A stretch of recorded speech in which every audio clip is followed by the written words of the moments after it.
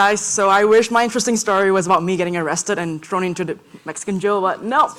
Today I'm going to talk about a topic I've never spoken before at conferences, something that's really personal to me.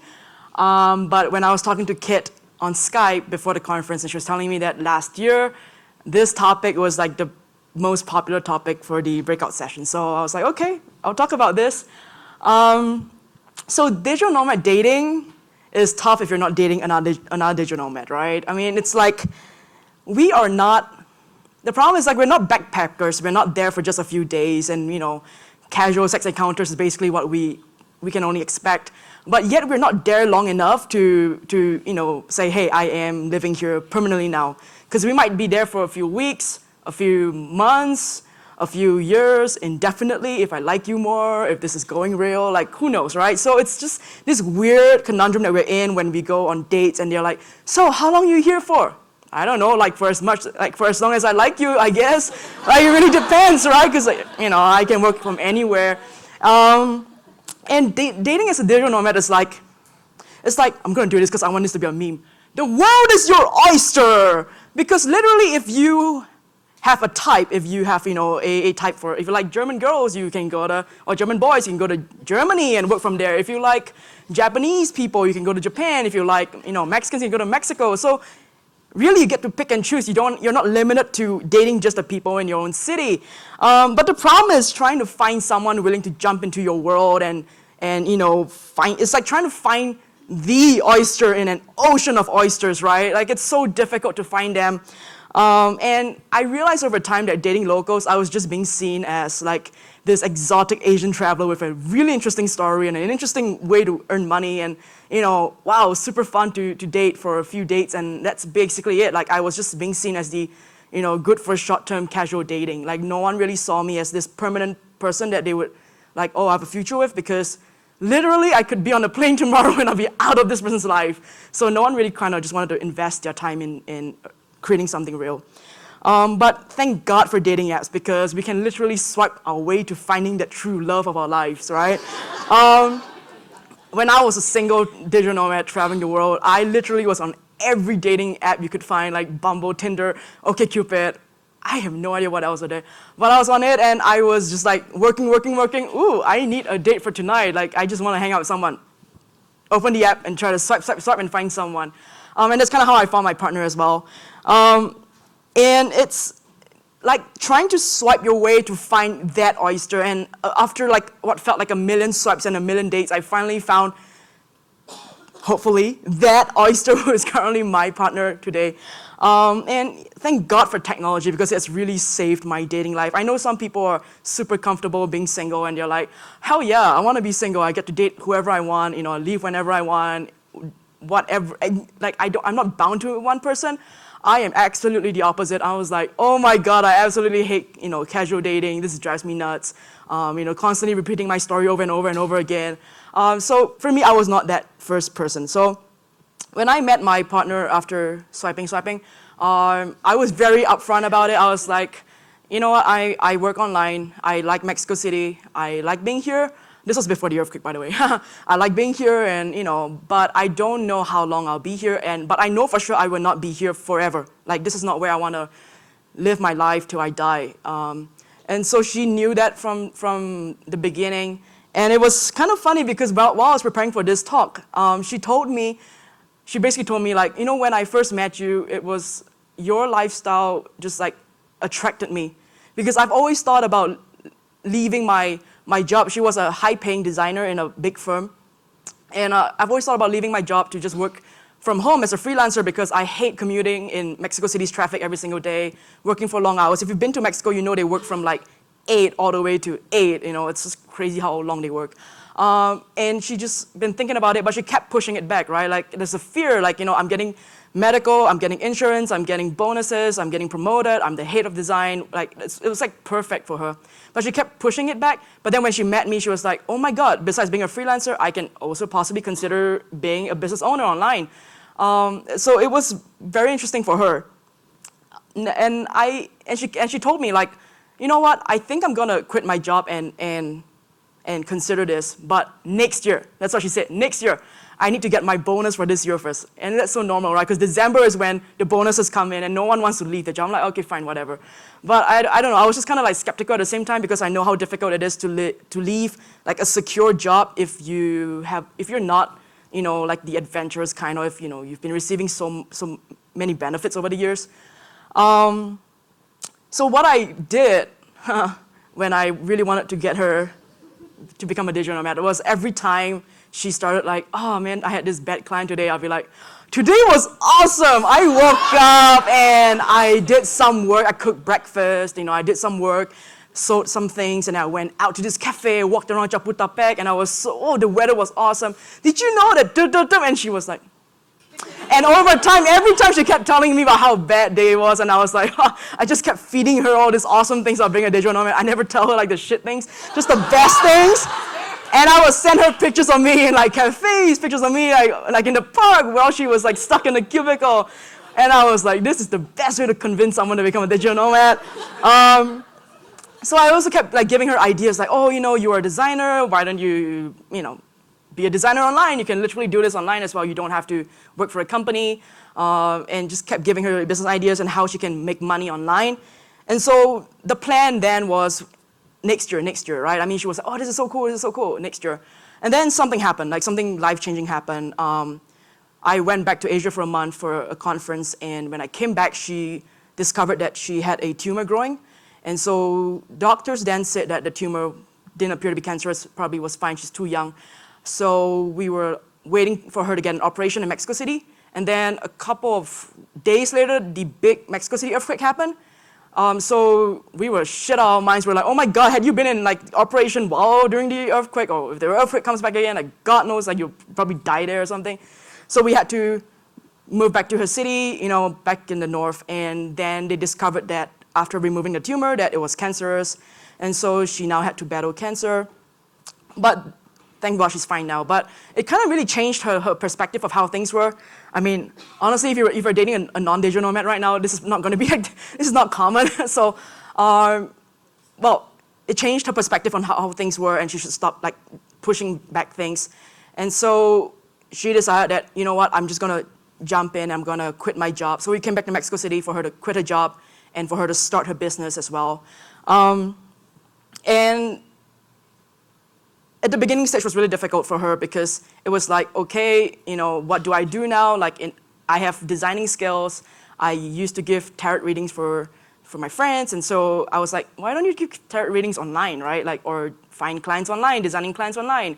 And so that's what she started doing it, and she didn't like it, so she was an certified astrologer. So over time that became now that's what she's doing. She's working with astrology and plants as medicine, really something so far out of, we're so different in that aspect. And that kind of brings me to the next topic, which is creating a home base and what it means for us digital nomads and what it means for me as a more experienced digital nomad. Because of her job and more so with the plants and medicine, how can you make someone who works with plants and medicine work online, right? Literally she needs a plot of land to grow those plants. And so that became the problem. Just a few days ago before I came here, we were having this talk about what are we gonna do, right? She doesn't want to, she has marketing skills, but she doesn't want to become a marketer. She's not as passionate about that as me. She's passionate about helping women because of everything that she's been through, and she likes working one-on-one with people. So what does that mean for her, even though she likes the idea of working online, but her job and her passion is so much, physical space. Oh my God, 1 minute? Okay. Whoa. And so, we've been talking about having a home base in Mexico because she also wants to be close to her family as well after everything that's happened. She honestly don't know if the cancer comes back or whatever. So what does that mean, to have a home base? And I wanted to have a home base in Asia because I'm like, Asia's better. You can go out at night and you won't get killed, you won't get kidnapped. So we've been talking about having 2 home bases to serve as our base. And that kind of leads me to the last question, something that I'm still asking myself. So am I still a digital nomad if I have a home base and I'm there 6 months out of each year? Or am I now considered a CAPS vacationer just like my friends? So that is the question I want to leave with you guys. If you've been thinking about having a home base or you've been in the city for long enough, are you still a digital nomad or are you not a digital nomad? Thank you.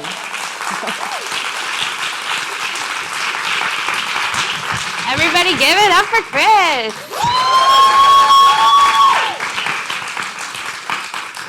That's me. So I'm so glad that Chrys pitched this topic because every single year, the #1 most requested topic at 7 and 7 is nomad dating. And every year we try to come up with breakout sessions, panels, something to cover it, but there's like nothing, no replacement for just a good story. I think yesterday there was a dating a non-nomad topic in the breakout sessions. Clearly, this is on people's minds. It is. I know, obviously, you just talked about all the challenges, but do you think that, like as we were talking in the panel yesterday, that nomad relationships do require more compromise than non-nomads?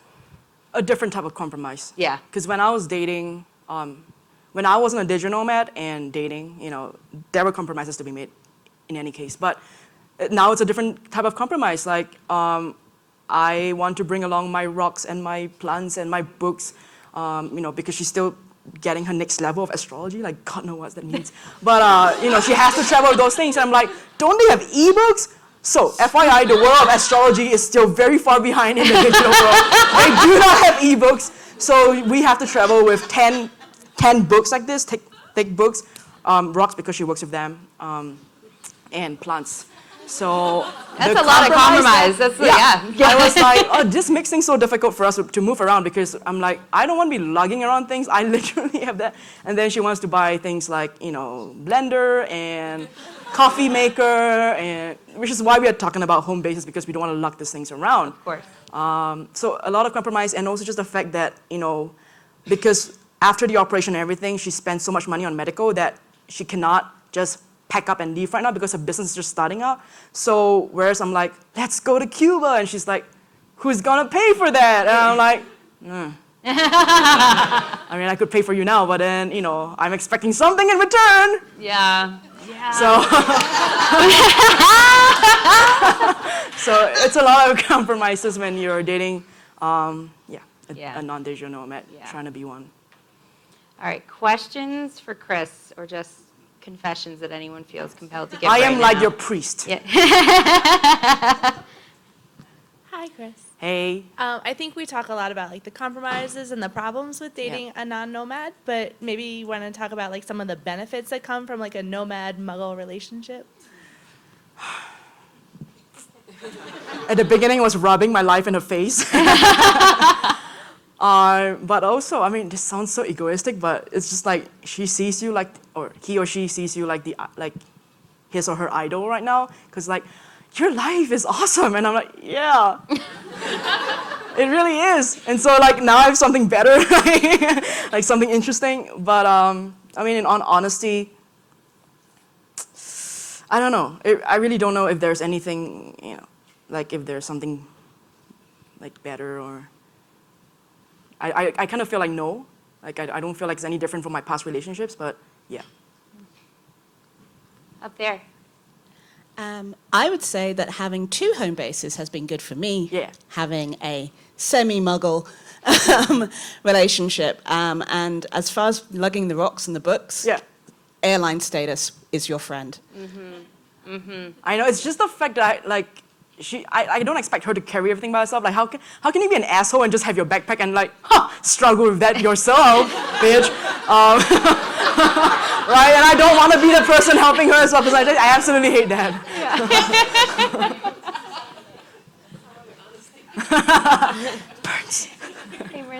Well, I just wanted to kind of add on maybe a benefit of dating a non-nomad or just some of the points. So I think for me, with nomads and also just people in cities, but especially nomads because it's every city's at our fingertips and we just want to go everywhere in the world. It's kind of always looking for more choice and nothing's ever enough. And same with the dating app world. If in Aziz Ansari's book, they talk about the world used to be smaller for the people. And so with me, at least, being with a non-nomad, there's so many challenges and he's not computers and, has no career options right now there's so many challenges, but there's also the simplicity of just like appreciating where you are and kind of a more simple life and just like a really mindful state of mind. Yeah. I didn't mean to use mind twice there, but I can't think of other words. I agree. But it helps you slow down and appreciate things Yeah. and not always be looking for what's better and what's next. Yeah, that was Like- beautiful. Yeah, like I feel like dating, to your point as well, like it forces you to stay in one place longer versus me moving out of Mexico City. Because for some reason, I don't know why I was there for so long before I met her. And then it just kind of forces you to kind of know that place so much better than if I. Yeah. Right, so now I have Mexican friends and everything. So I think that's one of the benefits, I guess. All right, I think we got time for one more question. So thank you, Chrys. My partner, he is a sports broadcaster, and I've been trying for about a year to convince him Yeah. about this lifestyle. And it's difficult because he's freelancing. So I'm like, why don't you just start doing like a podcast or do something else? You can take your commentating anywhere. But what do you do once like throwing the benefits of the lifestyle at them doesn't work? Like, what's the next step to not, Yeah. I don't want to force him, but I'm like, come on, Yeah. you would love this. You're already pretty much doing it. You're just not in another country, I would respect his decision. Like, that's what I am doing right now because my partner, even though she wants to go online, but because of the nature of a job, she's not able to right now and financially. So I said, of course, I would love if you could, we can just pack up and leave Mexico City because it's been 2.5 years there now. But I respect your job, and I don't want you to become like an online marketer or social media manager or whatever that you don't want to do, right? Like, so, but to compromise, like because I need to travel. So what I can do is whenever I feel the urge to travel, I would just leave for 2 or 3 weeks, and that's what I did. So I went to Nicaragua and Costa Rica by myself, and then I would just come back and hopefully she's still there. But if not, then screw it, I'll leave Mexico City. But she's not watching this. Yeah. The end of this very Speaker awkward- videos do go online after. Yeah, but just like, find compromises. And I wouldn't force that person because then the person would be unhappy about it. And it's fine. Like for me, like if you like the person enough, I'll just make it work. Like, but I'll find my own alternatives, like maybe travel with a friend or something, instead of this person. Yeah. I think we have to be careful about assuming our lifestyle is better. Yeah, Yeah. Their lifestyle, Yeah. and assuming that everyone wants to be a digital nomad. Absolutely. And that's the best option for everyone. 'Cause it's not. it's so funny you mentioned that because, she's an astrologer and she told me like, because I was born on this date and this time and whatever and this place, and so because of that, like I am more inclined to want to travel more and move from place to place, whereas because of her astrology, like she is more of like a mix between both. She needs physical place and just knowing that there's something. Yeah. I also feel that I should clarify, because Chrys asked me earlier. What is a In the muggle? 7 and 7 community, we do tend to use the word muggle to describe non-nomads. If you are not familiar with Harry Potter, that muggle is the term for a non-magical person. It is used lovingly, but it is a shorthand. And so that is what everyone is saying if you were really confused about like 3 of those questions. All right. Thank you so much, Thank Chrys. you, That was guys. beautiful. Thank you.